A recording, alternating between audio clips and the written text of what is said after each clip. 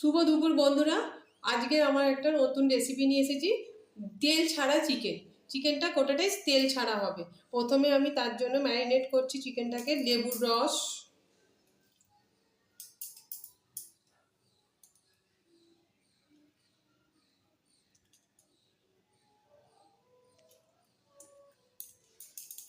পেঁয়াজ বাটা, আদা রসুন বাটা,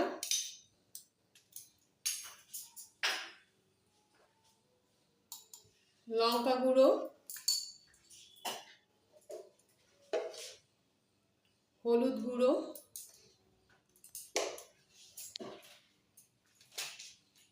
কাশ্মীরি লঙ্কা গুঁড়ো,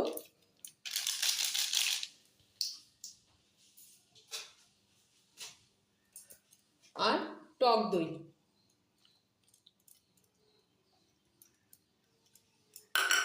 এই দিয়ে মাংসটা আমি আধ ঘন্টা ম্যারিনেট করে রেখে দেবো।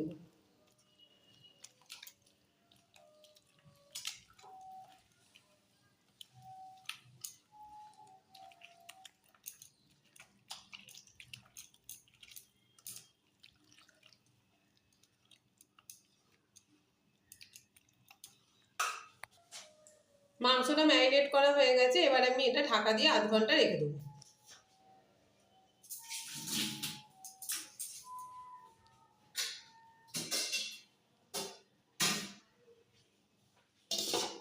ফিরে এলাম আধ ঘন্টা পরে। এবার আমি কড়াই বসিয়ে দিয়েছি। কড়াইয়ের মধ্যে গোটা শুকনো কড়াই গোটা গরম মশলা ফোড়ন দিলাম আর তেজপাতা।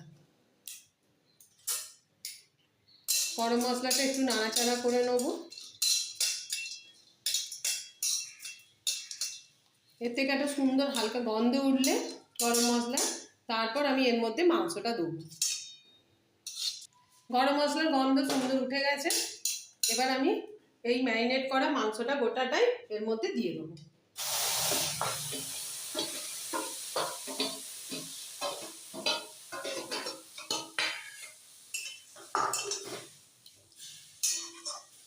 এই মাংসটা এবার সিম আছে আমি রান্না করব, এতে কোনো জল ব্যবহার করব না।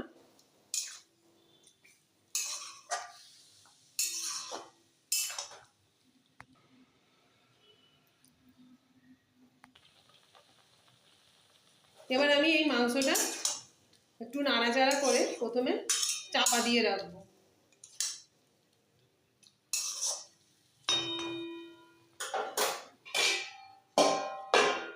থেকে জল ছেড়েছে, এই মাংসের এই জলটাতেই মাংসটা রান্না করব।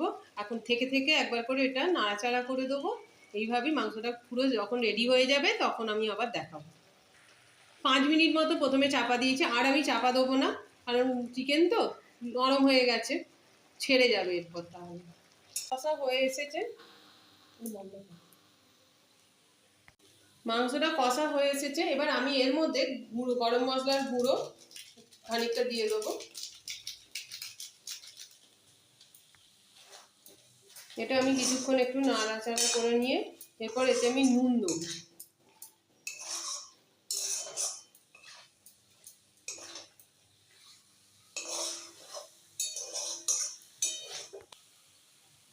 এবার এতে আমি নুনটা দিয়ে দিলাম।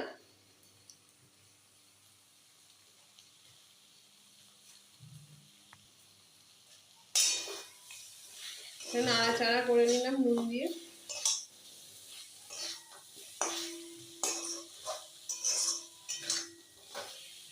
এবার এতে আমি সামান্য একটু জল নেবো।